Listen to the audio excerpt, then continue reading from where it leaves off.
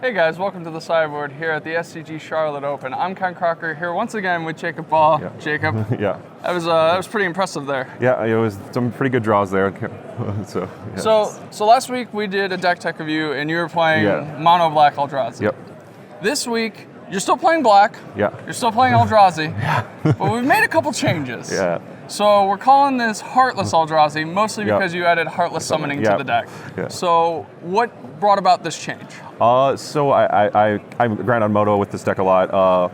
I just look at the Moto grind decks. I saw a 5-0 deck called that Benna had. Jerry did an article on it as well. Sure. To feature the deck. I liked where it was going. Like, it was way more explosive, and you didn't have the inconsistent draws where you don't draw your exile effects, and then some of your cards are just pretty mediocre. They're not terrible by any means, but like a 3-mana 4/5 is still fine. But Blight Herder, like without kicker, is pretty bad. Sure. And same for the 3/2 Wasteland Strangler. Yeah. But so this deck completely gets off that axis where you can just cast your giant things and you just kill them. So speaking of giant things, you seem to have made some cuts and some changes. You've added a bunch of bigger Eldrazi. Yeah. So let's go over them. It seems like you've added 4 of Conduit of Ruin. Yeah.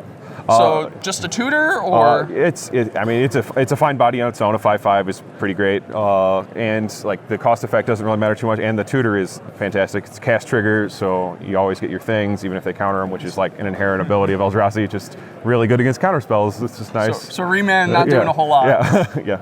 You always get your stuff. Yeah. And it is another ramp spell in its own. Fair enough.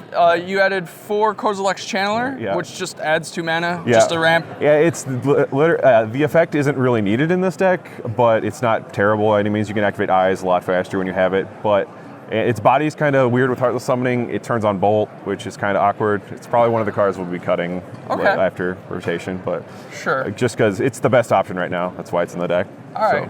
So we got a 1 of Void Winnower? Yeah, What is this really for in the modern format? Scapeshift, Bloom, all those decks, if you play that card, they're just stone dead to it.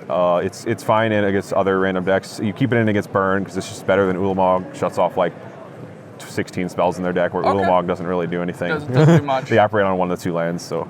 Fair enough. And then obviously 4 of Ulamog, Ceaseless Hunger. Yeah. It's hungry. We saw that. Yeah, you want to have it in every game. You just want it in every hand because you can cast it so reliably on turn 4 and 5 in this deck, comparative to the other deck where you could not do that. Sure, and that's one of the upsides of going to the Heartless Summoning package is you actually get to cast Ulamog at the same time as like a Tron deck. Yeah. But you don't have to run all the Tron pieces and you still get to play and all removal and discard like a Jund deck and operate on that axis with having the big mana, which is really great. So I see a 1 of Shizo Death's Storehouse. Do we really need to give our Eldrazi fear? I mean, come on. The guy who made the deck on Moto had it in his deck, and I saw no reason not to play it. It could just be a swamp, but randomly giving Ulamog unblockable and just killing them is just a thing. Fair enough. It's literally, it could be a swamp. I mean, the card's pretty expensive for what it is, so it might not be worth the purchase, but it's a good card. So do you think Heartless Summoning is the right way to go in the future with this deck? I definitely think it has the most consistent draws. Like the other deck, like it had some really weird draws. Like you get too many rocks, like the Exile rocks, or you get the other things, or you just get the guys without them, and then you just have to mulligan those hands. And that's not really what you want to be forced to doing because you have to have both things together to activate your deck, basically. And it's pretty inconsistent where this doesn't have that. So I think this is the right path to go down. Yeah. All right. So one of the reasons we wanted to do this deck tech with you is we wanted to talk about the evolution of the Eldrazi deck in Modern. So if our viewers want to, they can go to last weekend in Cincinnati and check out the deck tech you did with my colleague Nick Miller to see how you originally started. There's this deck tech now. And let's talk about the future. So Oath of the Gatewatch is right around the corner. Yeah. What cuts and additions are we making to this deck with Oath of the Gatewatch being released? Thought-Knot Seer is probably the best card we're getting. Not close at all. It's definitely going to be probably these 4 Channelers going straight out for that card. And that's the one that makes your opponent discard/exile from their hand. It's basically a delayed Vidalian Click. Sure. And it's the same body, and it costs 1 less. Yeah, and it's 4 mana, so it's a lot easier for you to cast. Yeah, you can easily turn to it, which is nice. Yeah, I mean, you cut down on the amount of discard in your deck. Yeah. What else are we adding? Probably from Oath of the Gatewatch. Reality Smasher is great. It's just this card just has too much text. It's all great. Trample Haste. Trample Haste. 5/5 and some other ability. If you target it with a spell, it is countered unless they discard a card. So they have to 2-for-1 it, and it's just and it will get it'll probably get its damage in, and then they have to 2-for-1 themselves to kill it.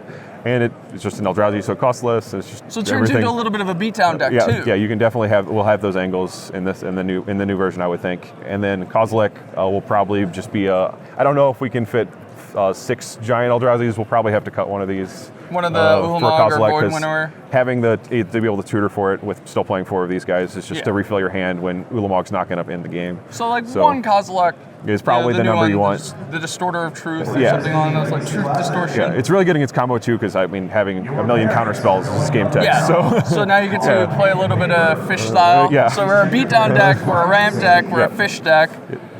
Is there any other card that you're really looking at? The removal suite will change with Whelming Whale. Like that card just does everything. The Warping Whale that does the Eldrazi charm, if you will. Yeah, it's kills the Splinter Twin decks, kills Baugh against John, kills even burn creatures like Swift Spheres. It just does everything, and it can pseudo ramp you by making a token, so it even has that element. And it just the other mode, it's counter sorceries, which I guess if your opponent ever gets to cast Scape Shift against you, counters maybe Scape Shift. It counters a lot of the combo kills. Counters some discard. That way they can't strip. Your Ulamog. So we're looking at adding Warping Whale, Kozilek, Thought-Knot Seer, and Reality Smasher. Yeah, the only other thing you might have to change is the mana base to support some of the colorless cards, but just make sure if you're going to try and play this deck. Are we going to try to play any wastes? I don't think so, but we'll probably play some other colorless land in our deck. Right now we have there's 8 sources for colorless mana in the deck right now: 4 Ghost Quarters, 1 Cavern Souls, and 4 Eldrazi lands, the Temples. That's not that much if you're going to be adding. I guess that's say like 12 to 12 cards and that have those symbols. So that's pretty low to cast those. Sure. So you probably have to change the mana base a little, cut some black sources, maybe move some sideboard cards around. But Urborg keeps the black online. Yeah, so. Urborg always just helps. So. All right, well, that sounds awesome. Jacob, thanks for taking the time to side us in from the sideboard, talk about the evolution of this Eldrazi deck.